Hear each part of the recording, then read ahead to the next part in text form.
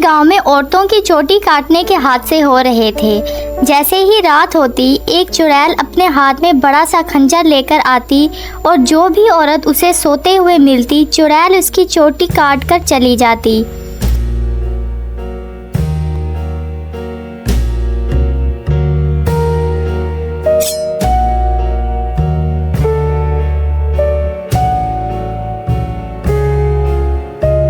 किसी को ये समझ नहीं आ रहा था कि ऐसा क्यों हो रहा है। फिर एक दिन बेगम अपने बालों को छुपा के रखो, पूरे गांव में चोटी काटने के हादसे बढ़ते जा रहे हैं। कहीं उस चुड़ैल की नज़र तुम्हारे बालों पर चली गई तो तुम्हारी चोटी काट कर ले जाएगी। आपको घबराने की कोई ज़रूरत नहीं है। किसी चुड़ैल की इतनी हिम्मत कहाँ कि मेरी चोटी काट कर ले जाए। अच्छा ये बात है, मेरा काम था तुम्हें बताना। अगर चोटी कट गई तो मेरे पास रोते हुए मत आना। इतना कहकर चांद वहाँ से चला जाता है। फिर रात होने पर चोटी काटने वाली चुड़ैल दोबारा गांव में आती है। वो अपने शिकार को इधर उधर ढूंढ रही होती है। तभी उसे एक औरत सोते हुए दिखाई देती है।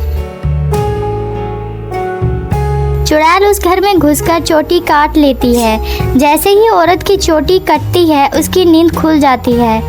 हाय अल्लाह, मेरी चोटी कहाँ गई? इस चुड़ैल ने तो मेरे सारे बाल काट लिए। तब ही वो चुड़ैल उसकी चोटी लेकर वहाँ से तेजी से निकलती है। औरत भी इसका पीछा करने लगती है। कुछ देर जाने पर चुड़ैल चोटी लेकर उड़ जाती है। तभी उसका शौहर भी उसके पीछे पीछे वहां पहुंच जाता है।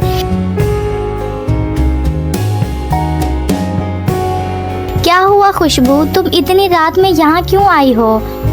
औरत रोते हुए बताती है कि चुड़ैल ने इसकी चोटी काट ली है और ना जाने अंधेरे में कहाँ गायब हो गई है। तुम तो ठीक हो ना? उसने तुम्हें तो कोई नुकसान नहीं पहुँचाया। फिर वो दोनों घर की तरफ चल पड़ते हैं।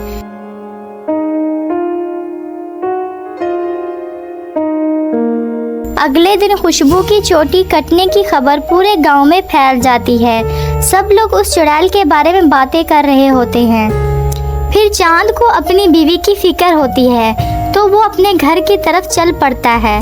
घर पहुंचकर वो अपने कमरे में जाता है तो देखता है कि उसकी बीवी अपने बालों को बना रही होती है। अरे बेगम, तुम्हें पता चला है? कल रात को मेरी दोस्त की बेगम की चुड़ैल ने चोटी काट ली है। मुझे तो तुम्हारे लिए बहुत डर लग रहा है, कहीं वो चुड़ैल यहाँ ना आ जाए। अरे हमें घबराने की ज़रूरत नहीं है, आप डरे नहीं, मुझे कुछ नहीं होगा। अरे तुम्हारे बाल तो दिन ब दिन बढ़ते ही जा रहे हैं। पहले तो इतनी तेज़ी से नहीं बढ़ते थे, अब अचानक क्या हो गया है? जी मैं अब अपने बालों की ज़्यादा देखभाल कर रही हूँ इसलिए। ठीक ठीक, तुम अपना ख्याल रखा करो, मैं अपने दोस्त से मिलकर आता हूँ। क्या हाल है भाई, तुम कैसे हो? भाभी के बारे में पता चला, सुनकर बहुत दुख हुआ।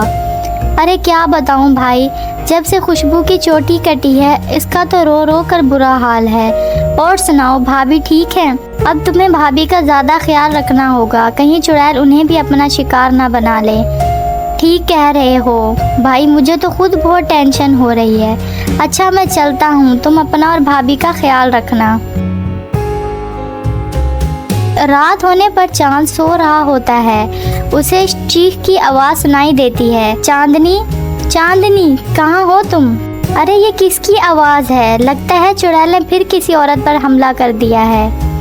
वो बाहर देखने के लिए जाता है। बाहर कुछ गांव वाले खड़े थे। क्या हुआ भाई, ये चीखो पुकार कैसी है? सब ठीक तो है ना?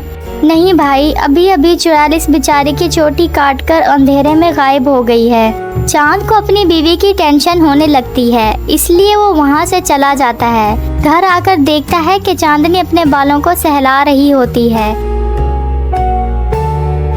अरे चांदनी, तुम कहाँ थी? तुम्हें पता है आज चुड़ैल ने फिर एक औरत की चोटी काट ली है। क्या तुम्हें बिल्कुल भी डर नहीं लग रहा? चांदनी अपने शौहर की बात अनसुनी कर देती है और मुस्कुराते हुए अपने बालों में कंघी कर रही होती है। ये क्या चांदनी, तुम्हारे बाल एक दिन में इतने बड़े कैसे हो गए हैं? ये कैसे हो सकता है? लेकिन चांदनी कोई जवाब नहीं देती। फिर अगले दिन चांदनी के बालों की चर्चा सारे गांव में फैल जाती है। अरे भाई, जब जब चुड़ैल किसी की चोटी काटती है तब तब चांद की बीवी के बालों की लंबाई बढ़ जाती है। मुझे तो लगता है चांद की बीवी ही चोटी काटने वाली चुड़ैल है। चांद गांव वालों की बातें सुन रहा होता है। उसे समझ नहीं आती कि अब वो क्या करे। फिर वो अपने दोस्त के पास मदद मांगने के लिए जाता है। अस्कर भाई, लगता है चांदनी ही चोटी काटने वाली चुड़ैल है। क्यों भाई, तुम्हें ऐसा क्यों लगता है? जब जब किसी की चोटी कटती है तब तब चांदनी के बालों की लंबाई बढ़ जाती है।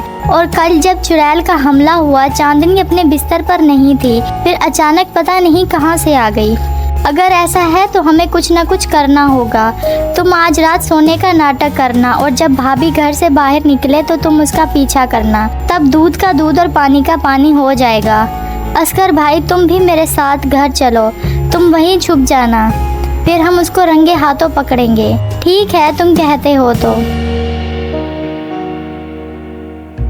फिर वो दोनों चांद के घर आ जाते हैं। अस्कर सोफे के पीछे छुप जाता है।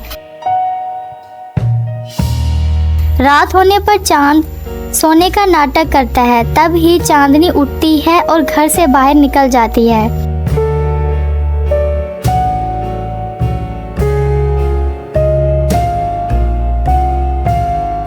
चांद भाई उठो, देखो भाभी घर से बाहर चली गई हैं। चांद और अस्कर दोनों चांदनी का पीछा करने लगते हैं। थोड़ी दूर चलने पर चांदनी चुड़ैल में बदल जाती है। वो अपने अगले शिकार को ढूंढने लगती है और सामने एक घर में घुस जाती है।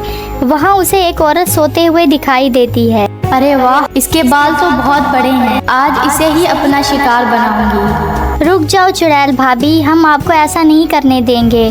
वहीं रुक जाओ। ओ बेवकूफ़ इंसान, मैं कोई तुम्हारी भाभी नहीं हूँ, मैं एक चुड़ैल हूँ। बस मुझे थोड़े और बालों की ज़रूरत है, फिर मैं बहुत ताकतवर बन जाऊंगी। भाई, तुम इसको बातों में उलझाओ, मैं पीछे से आकर इसकी चोटी काट लूँगा। चांद चुड़ैल को अपनी बातों में उलझाता है। तभी अस्कर चुपके से उसकी चोटी काट लेता है। चोटी कटते ही चुड़ैल की सारी ताकत खत्म हो जाती है और चांदनी आज़ाद हो जाती है। अरे भाभी, आप वापस आ गई। अस्कर भाई, आपका बहुत बहुत शुक्रिया। आपकी वजह से आज मैं उस चुड़ैल से आज़ाद हूँ। चांद भी चांदनी को देखकर खुश हो जाता है और फिर वो दोनों एक दूसरे के साथ रहने लगते हैं। इस तरह गांव वालों को भी चोटी काटने वाली चुड़ैल से छुटकारा मिल जाता है।